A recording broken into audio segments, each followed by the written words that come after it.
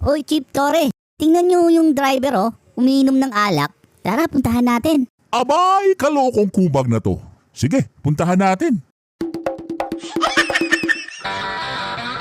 Chief, mukhang si Mang Digong yata yan ah. Ha? Aba, lagot sa akin to ngayon.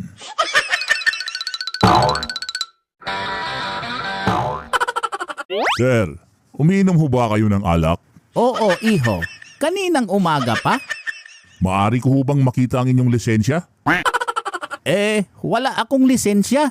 Expired na last year.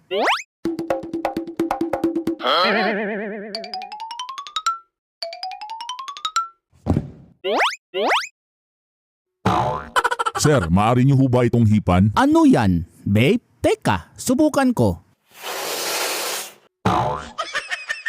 Ang sakit naman sa ulo nito.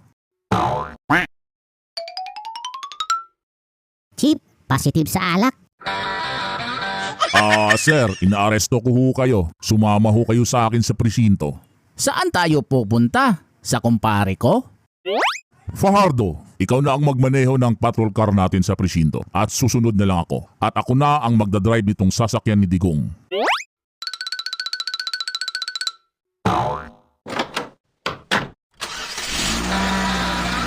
Sir, pasok na ho kayo at ako na ang magdadrive ng kotse nyo.